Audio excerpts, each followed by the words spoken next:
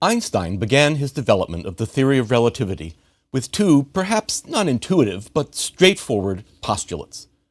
One, that absolute uniform motion cannot be detected. That is, there is no experiment you can perform to establish whether or not you're moving at a constant velocity. And two, that the speed of light is independent of the speed of its source or the observer. From these two postulates, he deduced the logical consequences. This resulted in predictions of bizarre behavior for a body traveling close to the speed of light. To understand the conflict this engenders with our common sense notions, we must begin by formalizing the concept of frames of reference. Imagine me standing by the train tracks, watching my wife, Jada, go by, walking through a train with her little dog, Pixel. Pixel is an absolutely beautiful, highly intelligent, and thoroughly obnoxious little black and tan Pomeranian. So here they are on the train, and Pixel's going for a walk, while the train is moving by me. Let's suppose the train is moving to the right, with a velocity of 10 meters per second, which we'll designate with the symbol u. U will always be the relative velocity between the two frames of reference we're studying. Or, to be more precise, I should say, from my perspective, the train is moving to the right. Because on the train, looking out the window, it appears that it is I who is moving to the left. You may have had this experience before in a train station. Sitting in a train, engrossed in your work, waiting for the train to leave, you might glance up out the window and see a train on the next track. It's sometimes very hard to tell whether it's you that's moving forward or that train that's moving backwards. Pixel is walking in the same direction along the train that the train is moving, at, say, 1 meter per second, which is about as fast as his little tiny legs can carry him. Thus, it appears to me that Pixel is moving to the right at 11 meters per second, the 10 meters per second with which the train is carrying him, and the 1 meter per second with which his legs are moving. Now, let's superimpose on this picture two reference frames, one in which I am stationary, the frame of the ground, and one in which Jada is just strolling along slowly, a frame that's attached to the train itself. Since I'm the scientist in this little play, I'll take the role of the observer, and will assume that I truly am at rest, ignoring the caveats I mentioned last time about the motion of the Earth around the Sun at 30 kilometers a second, the motion of the Sun around the galaxy at 230 kilometers a second, and the motion of the galaxy through the universe at 600 kilometers a second. But with respect to the ground, I'm standing still. So, we draw the x-axis along the rate of the tracks, the y-axis perpendicular to that, and we'll have the origin right here where the two frames at this moment overlap. We'll mark quantities in Jada's frame differently by denoting them with a prime, a little hash.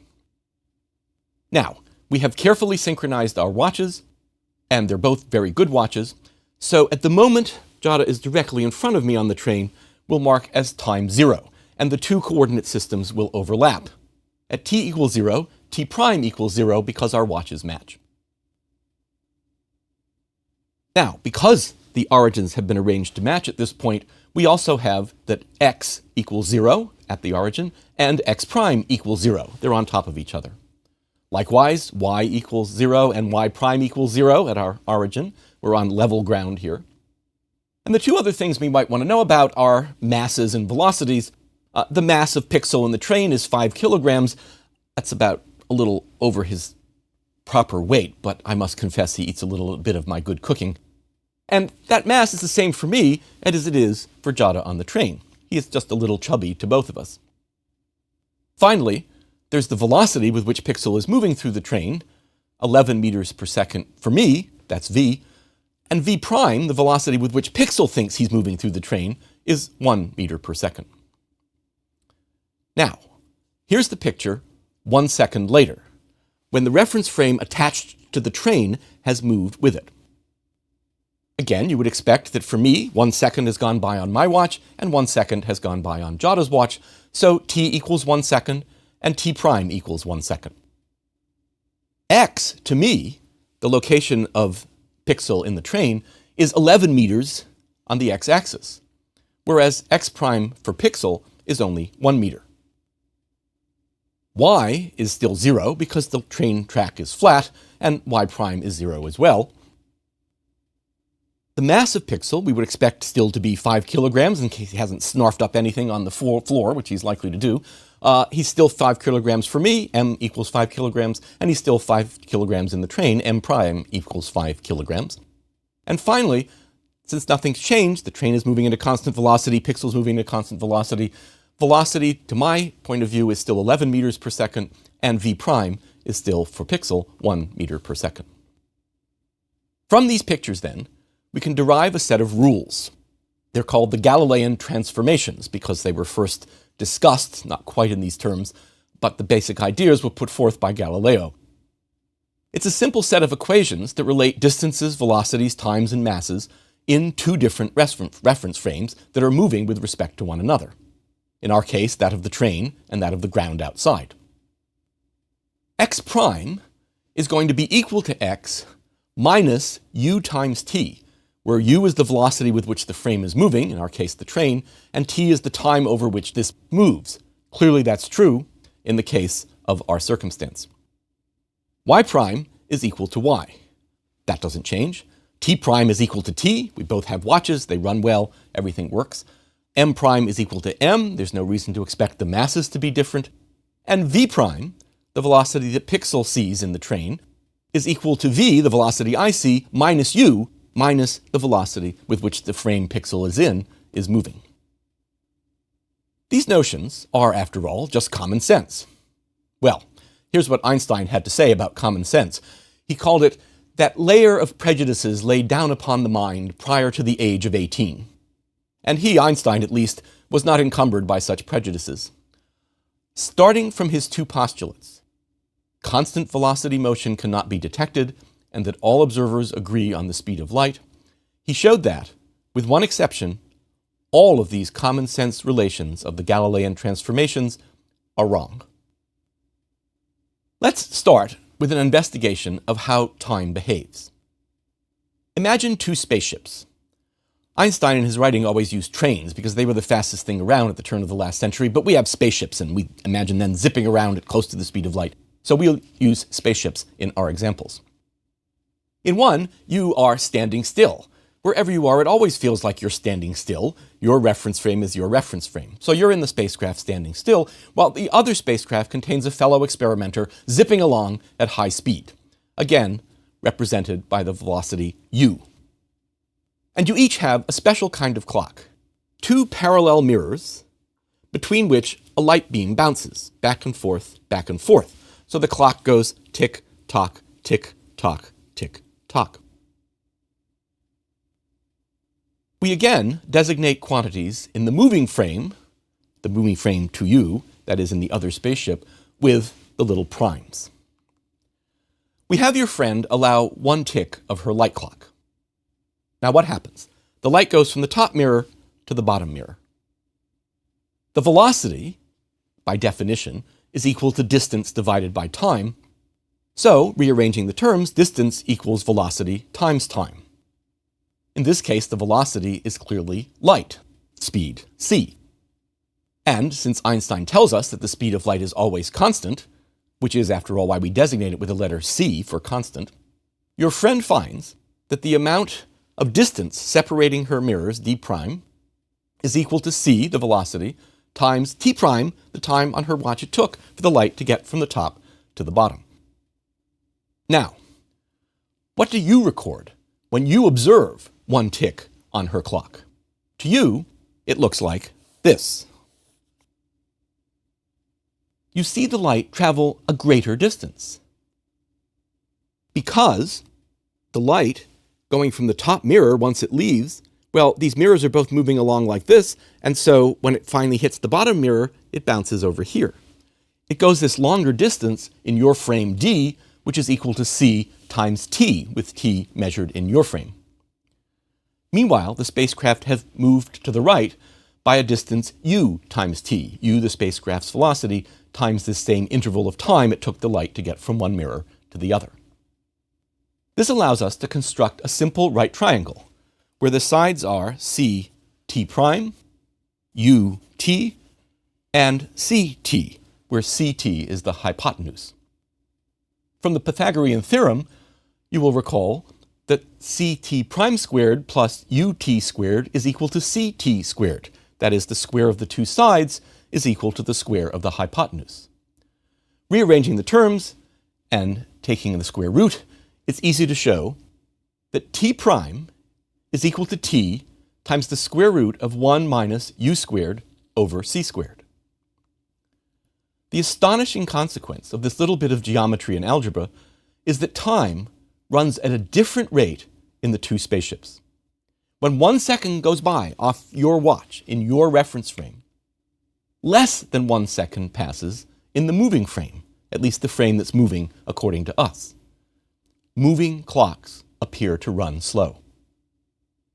Now the square root, this factor of the square root of 1 minus u squared over c squared, is ubiquitous in relativity, so we should probably take a moment to examine its behavior. When u, the velocity of the reference frame, is much, much less than the speed of light, this factor is clearly very close to 1, because u squared over c squared is a tiny, tiny number, and 1 minus a tiny number is roughly 1, and the square root of roughly 1 is roughly 1. This is true of what happens at everyday speeds, which are much, much slower than the speed of light. This suggests we should see no bizarre changes in time in our everyday life, and of course, we don't. The square root of term is almost always exactly equal to 1 for us, so t prime equals t times 1, or t prime equals t. Driving at highway speeds, for example, the correction would be less than 1 part in 20 million, or less than 1 second in 6 years, and so you're not likely to notice 1 second in 6 years. When u starts approaching the value for the speed of light, however, the factor starts growing. For example, for u equal to 9/10 the speed of light, that is, something that's moving by you at a constant speed of 9/10 the speed of light, this factor, the square root factor, becomes 0.44, meaning that t prime equals t times 0.44. Time runs at less than half the speed in the moving frame. 1 second ticks by on your clock, and only 0.4 seconds ticks by on the other clock. You have to wait 2.5 seconds before 1 second ticks by on the moving clock. When u exactly equals c, what happens? Well, u squared over c squared is 1. 1 minus 1 is 0. The square root of 0 is 0. T prime equals t times 0. T prime equals 0. Time stops. It doesn't matter how long you wait on your watch for time to go by. The time in the moving frame has stopped when the velocity between you and it is equal to the speed of light. What about when u becomes greater than c? Well, then u over c, or u squared over c squared, is greater than 1. 1 minus a number greater than 1 is a negative number, and this leaves us with the square root of a negative number, something we call a complex number, hinting that traveling faster than light may take us into unfamiliar territory. We call this effect time dilation.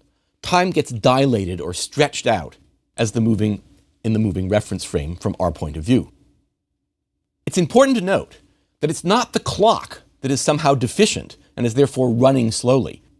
It's time itself that is passing more slowly. A dramatic confirmation of this prediction was carried out by the National Bureau of Standards some decades ago. They took 2 of the successors of Professor Rabi's atomic clocks I mentioned earlier, left one at their laboratory in Maryland, and bought a first-class ticket for the other for an around-the-world flight on a commercial airliner. When the traveling clock returned to Washington and was compared with the clock that left behind, it was slow. Less time had passed for that clock during its travels. If the rate at which time passes can be different in different reference frames, what about the other quantities from the Galilean transformations that we also thought we understood? Well, if you think about it, a logical analysis of this situation suggests that if time changes, then lengths in the direction of motion must change as well. Because postulate 1 states that the absolute uniform motion, the constant velocity between the frames, cannot be detected. Another way of saying this is that there is no one reference frame that is preferred, as in the case of sound, there is in the air. As a consequence, All observers always agree on the relative motions of the two frames, the value of u. They just don't agree which of them is moving. To me, Jada and Pixel are moving by on the train. To them, looking out the window, I'm moving by in the opposite direction. So we don't agree on that, but we do agree on the size of the velocity u. Now, since the velocity is defined as distance divided by time, or in our picture, u equals x over t, where x is the distance traveled along the direction of motion, and t changes between the two frames, then x must change also for u to be constant. To keep u the same for both observers, x prime must equal x times the square root of 1 minus u squared over c squared, so the terms in the denominator and the numerator cancel out. That is, distance parallel to the direction of motion appears smaller in the moving reference frame. We call this length contraction. Now, what about distances that are perpendicular to the direction of motion? It turns out this is the one quantity where common sense actually prevails. Y does equal y prime, even in the moving frame. And I can show this by a proof called a proof by contradiction, using a meter stick. Imagine the following scenario. I have a meter stick here, and I attach to the top a nice sharp blade sticking out like this, and another sharp blade sticking down like this at the bottom. And say I equip an adversary over there that's going to run towards me with the same kind of meter stick, with a blade sticking out here and a blade sticking out here. Now, if we charge towards each other, if he charges towards me, say, and I just stand still holding this out, what's going to happen? If y prime, the moving reference frame, had a contraction in the direction perpendicular to his direction of motion, then when he went by, his meter stick would slice off the top and bottom of mine, because it would be shorter, and therefore its blades would cut mine off. Alternatively, if in the perpendicular direction to the direction of motion, to sort of make up for length contraction along the x-axis, the y-axis somehow expanded when he ran by, my ruler would slice off the top and bottom of his, because mine would now be shorter than his. Now, we don't want the rulers to be sliced in either case, because that would lead to a preferred reference frame. I could say I am absolutely standing still because my ruler got sliced off. That's not allowed by the first postulate. As a consequence, since we don't allow one reference frame to be preferred over the other, it must be the case that the meter sticks remain the same length in the perpendicular direction, and nobody's stick gets the ends sliced off. With considerably more algebra, one can show that velocities don't simply add and subtract as they do in the Galilean transformations. In fact, it turns out that v prime, the velocity as observed in the moving frame, is equal to v minus u, as it would be normally, divided by the square root of 1 plus, in this case, u times v over c squared, a somewhat more complicated expression. Finally, even the masses appear different in the two reference frames. M prime, it turns out, is equal to m divided by our famous factor, the square root of 1 minus u squared over c squared. That is, moving masses appear to grow bigger, since the square root of 1 minus u squared over c squared is always a factor less than 1, and dividing a number by a factor less than 1 makes it larger. So, if we adopt Einstein's two assumptions about constant velocities and the constancy of the speed of light, we must replace the Galilean transformations with the relativistic ones. T prime equals t times the square root of 1 minus u squared over c squared. X prime equals x times the square root of 1 minus u squared over c squared. Y prime does equal y, but m prime equals m divided by the square root of 1 minus u squared over c squared, and v prime equals v minus u over the square root of times the square root of over the square root of 1 plus uv over c squared. It is important to note that the situation here is totally symmetrical, since, by postulate, there is no way to determine who is actually moving. To you, who thinks you are stationary and your friend is zipping by in the spaceship, your friend's clock is slow, your friend's lengths in this dimension are contracted, your friend's mass is greater. To your friend, however, who thinks she is happily sitting still and watching you zip by in your spaceship in the opposite direction, she's just fine in her reference frames, and you're the one that's suffering all these indignities. Well, which, you might ask, is really the case?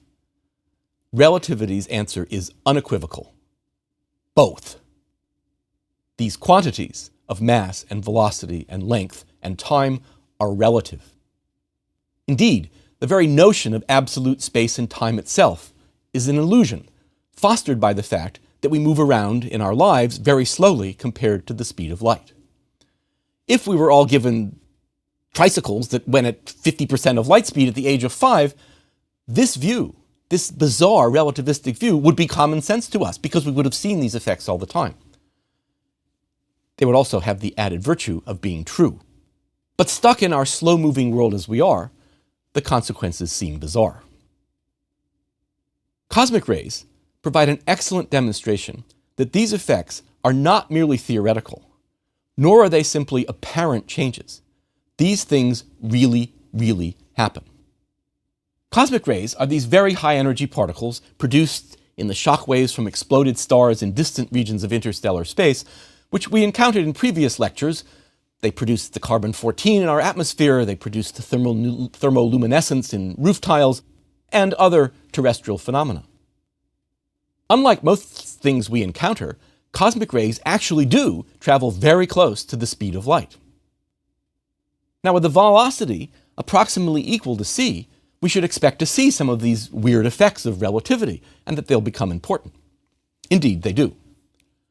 When a cosmic ray hits the upper atmosphere, it's very likely to shatter an atomic nucleus of nitrogen or oxygen or some other atmospheric gas and produce a whole shower of subatomic particles. Among the many types of particles produced are muons. Some of you will remember from Lecture 2 that muons are a heavy version of an electron, a heavy lepton. Now, muons aren't around, you don't find them under your kitchen sink, because they're very unstable. They have a half-life of 1 microsecond, 10 to the minus 6 seconds, before they decay. So they don't exist in our everyday world, but they're produced constantly, all the time, by collisions of cosmic rays with atmospheric atoms. The question is, should we expect to ever see any of these muons hitting the ground? They're created about 30 kilometers up in the outer fringes of the atmosphere. So here's the surface of the Earth, and here's the cosmic ray coming in, slamming into an atom, and producing a whole shower of muons. Now, since muons have mass, they cannot travel at the speed of light. But they go very close to the speed of light. So for an approximation, let's just assume for the moment that they do. They will travel a distance d, which is equal to c, the velocity they're moving, times t, the time they have to live. Now, the velocity with which they're moving is just a smidgen less than 3 times 10 to the 5th kilometers per second, the 300,000 kilometers a second of light speed, and the time they have to live is 10 to the minus 6 seconds. And so we should expect they can only go 0.3 kilometers before they decay. Yet billions of them hit the ground each second. How can they do that? The effects of relativity are at work. Here we see the muon streaking towards us from its creation in the upper atmosphere at 99.995% the speed of light. This is, in fact, a typical speed for a muon. Using the time dilation equation, we can then calculate how slowly, from our perspective, that rapidly speeding muon will be decaying. In our frame, for the muon, t prime will be equal to t on our watches times the square root of 1 minus u squared over c squared. And plugging in the numbers, t as 10 to the minus 6 seconds and u as 99.995% the speed of light, we find that t prime is 10 to the minus 4 seconds. Its clock is running 100 times slower than it would if it were sitting on our bench in the lab. So to us, it takes 10 to the minus 4 seconds to decay. Now, how far can it go in 10 to the minus 4 seconds? Well, clearly it can travel 100 times farther than it would if it were dying in 1 microsecond. So that's 0.3 kilometers, the distance it would have traveled in 1 microsecond, times 100, or 30 kilometers. Guess what? That's where it was created, 30 kilometers up. It hits the ground before it decays as we observe it. How does this situation look from the point of view of the muon? It, of course, thinks, to the extent that a muon could think, that it's only living 10 to the minus 6 seconds because it's living in its frame where it's standing still. However, it sees the distance to the ground is 100 times shorter, since it sees moving lengths contracted and it sees the Earth rushing towards it at an enormous speed. It agrees, therefore, that it will make it to the ground because it only has 300 meters to travel before the Earth hits it, and it's got 10 to the minus 6 seconds to make that trip. Bingo, it hits the ground. It is always the case, and this is absolutely critical to understand, that two observers in the same place at the same time will agree on the outcome. The muon hits the ground. They just disagree on how this managed to happen. Now, the concept of relativity, of space and time, the postulates themselves are all relative. Even simultaneity, whether two events occur before or after each other, is relative. Picture two rocket ships traveling in opposite directions at, say, 80% the speed of light. Like this. The two pass a third stationary ship, the one on which you're located, sitting still in space. Stationary, of course, because it's yours. Now, just when the two spacecraft passed, one above you and one below you, you push a button that triggers a camera on either end of your ship to take a flash picture of the other spaceships. In this case, Ship A, traveling to the right, sees the following sequence of events. Flash Y occurs first, and flash X occurs later. Ship B, traveling in the opposite direction, sees flash X occur first, and then Y. Actually, from B's point of view, what he actually sees is the following. X flashes when the tail of A is aligned with the nose cone of B, and Y flashes when the nose of A is aligned with the tail of B. B also sees a tiny shrunken ship A because it's moving by him so rapidly and its length is contracted, and concludes with confidence that X happened before Y. Ship A, of course, sees exactly the reverse. A tiny ship B, flash Y happening before flash X. You, on the other hand, see both ships as shrunken in size. One's moving this way and one's moving this way, but at the same speed, their length is contracted by the same amount. And the flashes, X and Y, you see as simultaneous. But there is no way that you will convince your colleagues that the two flashes actually happened at the same time. After all, they both saw the order of events in their particular reference frames. The painting behind me is a two-dimensional representation of a forest at night. It's a flat piece of paper, X, Y. That's it. Yet my brain perceives, when I look at it, a three-dimensional scene. Some of the trees are in front, some of the trees are behind and block our view. What happens when we view a truly four-dimensional world of space-time through three-dimensional eyes? A useful guide to this dilemma is provided by something like this stack of paper. In the book Flatland, a British math teacher in the late 19th century combines simultaneously a marvelous searing satire of the Victorian view of women and a look into higher dimensions. In Flatland, the women are straight lines. It's a two-dimensional world. The men are triangles. Straight lines, of course, meaning that women are one-dimensional. But the men are triangles. And the higher one goes in the political hierarchy, the more sides one acquires. So a square is ahead of a triangle, and an octagon is ahead of a square. One day, our hero and his wife, the triangle in a straight line, are sitting in their little two-dimensional square house, and a sphere comes to visit. Now, what would it look like if you were sitting in your two-dimensional living room and a sphere came to visit out of another dimension? Well, they're sitting there and a dot appears in the middle of the room. It then slowly grows to a bigger and bigger circle as the sphere passes through the two-dimensional world of flatland. And then it reaches a maximum size and starts shrinking again and disappears. It doesn't come in the door, it doesn't come in the windows, it comes out of nowhere from another dimension. In a sense, our position is the same as the Flatlanders. In reality, we inhabit a four-dimensional space-time, but we observe it with three-dimensional sensibilities. If I hold up this stack of paper in a bright light and only observe its shadow, I see a two-dimensional image, which in this position tells me the length and height of the shape. But if I rotate the book through time, its shadow changes. What is the true book like?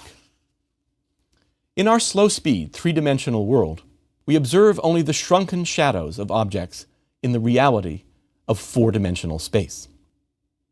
This is the lesson of relativity. As the muon makes clear, relativity works. It predicts the outcome of real experiments in the real world. We are spared its more bizarre consequences because we travel around at such slow speeds. But when we want to explore the expanding universe, to find the origin of the particles of which it is composed, relativity is critical. In particular, we must look at two of the most famous of relativity's predictions. First, that nothing travels faster than the speed of light, and second, that matter can simply disappear.